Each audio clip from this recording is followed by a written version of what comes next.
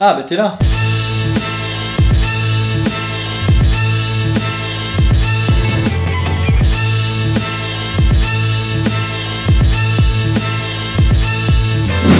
Comment ça va les gens? Aujourd'hui on se retrouve pour un petit tuto. Qu'est-ce qui se cache dans ce MacBook Pro? Si tu es comme moi, que tu fais de la photo et de la vidéo, et comme dans la majorité des cas de photographes, de vidéastes ou encore même de compositeurs qui utilisent des logiciels comme Pro Tools, tu dois très certainement travailler sur un iMac ou un MacBook Pro. Non pas parce qu'on adore jeter de l'argent par les fenêtres et donc acheter une machine qui coûte 3000 balles, parce qu'il faut pas se leurrer, les composants qu'il y a à l'intérieur sont exactement les mêmes que des PC. Mais par contre ce qu'on recherche c'est plutôt la stabilité du système avec OS X qui est, il faut l'avouer, beaucoup plus stable que Windows. Par le passé, j'avais l'habitude de monter mes propres ordinateurs pièce par pièce. Donc on va dire que j'étais quand même relativement habitué à monter des bécanes. Mon PC de l'époque qui était une super tour que j'avais montée de A à Z, qui était pour l'époque une tour très performante. Je bossais sur une vidéo et à côté de ça j'étais en train de composer une musique. Pendant que j'étais en train de bosser sur ces deux projets, mon ordinateur a planté.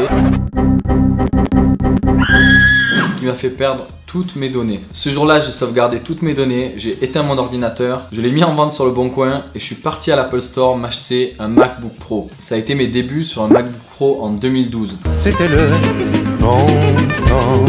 Donc ça fait plusieurs mois que je bosse uniquement sur mon MacBook Pro parce que je suis amené à voyager assez souvent. Surtout en voyage, pour moi, c'était la solution la plus fiable et la plus performante. Sauf que voilà, comme toutes les machines, il y a un moment où l'électronique s'use, certains composants peuvent se dégrader à l'intérieur, comme des batteries qui chauffent et du coup qui vont gonfler, donc ça peut causer des problèmes sur le trackpad. Pour moi, à l'heure actuelle, mon gros souci c'est la chauffe. Mon MacBook Pro n'arrête pas de chauffer et les performances de mon processeur sont affectées par cette chauffe. Ça devient relativement emmerdant quand tu es sur un montage sur Final Cut et que le truc galère à te faire un rendu alors qu'il devrait le faire en beaucoup moins de temps que ça. Alors je me suis dit que c'était l'occasion parfaite pour se faire un petit tuto ensemble. Donc aujourd'hui le but ça va être de démonter mon MacBook Pro et de changer la pâte thermique qui se trouve sur le processeur et qui fait la liaison avec un radiateur. Ce qui permet donc de faire diminuer la chaleur du processeur qui fonctionne à plein régime. Bon, trêve de blabla, on va tout de suite rentrer dans le vif du sujet et j'ai placé pour ça une autre caméra juste au-dessus que tu peux voir ici. Avant de commencer, il va te falloir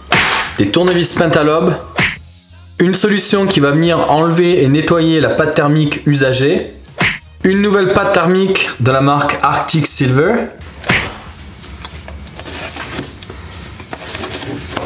une paire de gants pour protéger les composants de ton ordi de l'énergie électrostatique et une pince plate pour venir enlever les composants et les toutes petites prises. Bon, moi j'en ai pas, alors j'ai pris celle-là, ça fera plus ou moins le même boulot, mais je te recommande d'avoir une pince plate. Et enfin, une paire de mains avec 10 doigts. Première étape, c'est de venir éteindre l'ordinateur. J'avais mis une protection pour mon MacBook Pro dès que je l'avais acheté, pour éviter qu'il y ait des impacts sur l'écran notamment. L'idée c'est de venir enlever cette protection. Voilà. Voilà. Ensuite, on va venir prendre le tournevis Pentalobe. On aura besoin d'un Pentalobe 1,2 x 25 mm. Puis on vient enlever toutes les vis. Voilà. Maintenant, on va pouvoir enlever la partie basse du boîtier. Voilà. Et comme tu peux le constater, il y a pas mal de poussière à l'intérieur. Marre de la poussière qui revient trop vite? S'il y a quelque chose qui m'intéresse aussi, c'est de venir nettoyer les deux ventilos qui sont pleins de poussière. La pièce qui nous intéresse, c'est celle-là. Au milieu se trouve le processeur. Donc on va venir enlever tout ça pour nettoyer le processeur, remettre de la nouvelle pâte thermique et remonter le tout. Première étape, petit coup de nettoyage. En général, j'utilise une brosse à dents. Ça me permet d'aller entre les composants. Pareil pour les radiateurs. Je viens déjà faire un premier gros nettoyage avec l'aspirateur. Pas trop près, sinon tu risques de venir arracher des composants.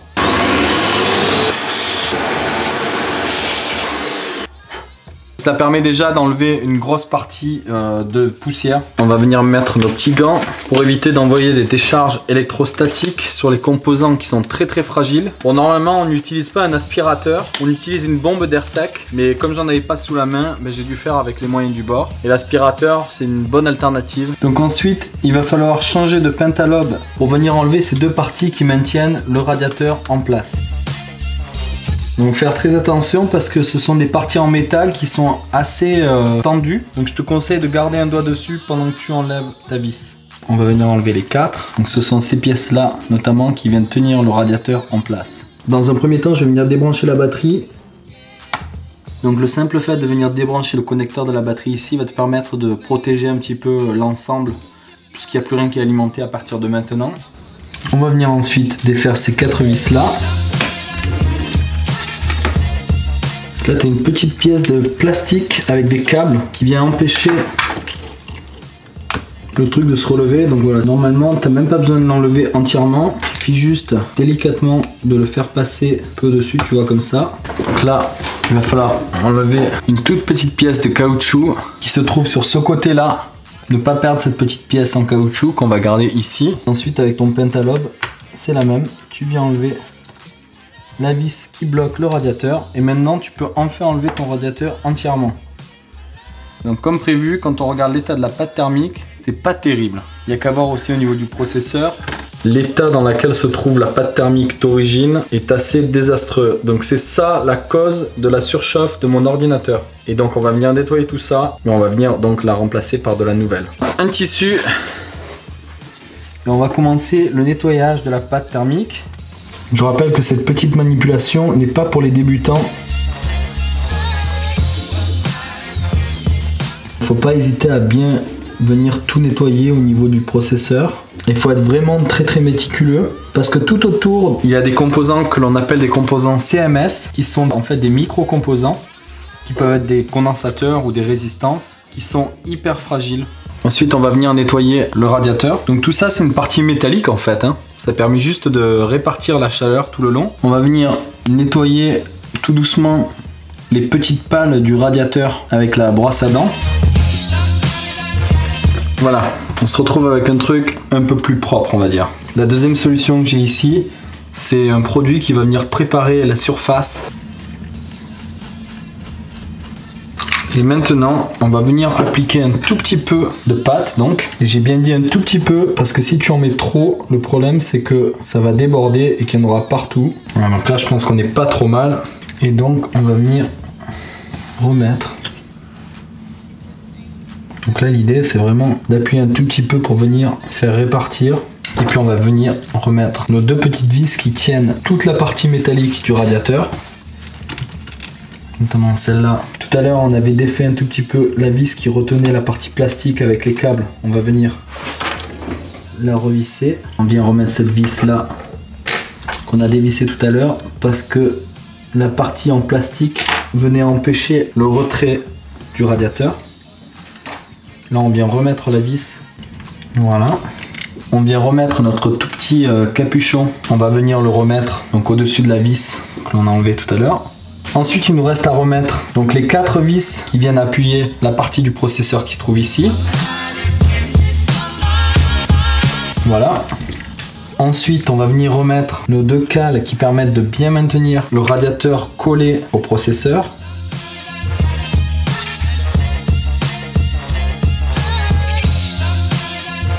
Ok, on a presque terminé, on vient juste remettre le connecteur de la batterie en place.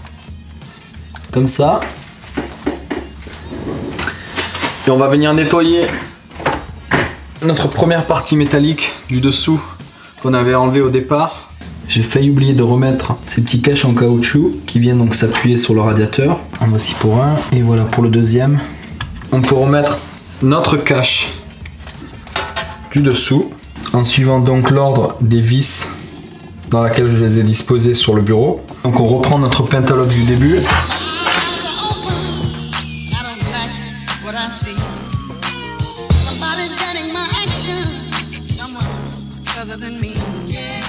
Et voilà.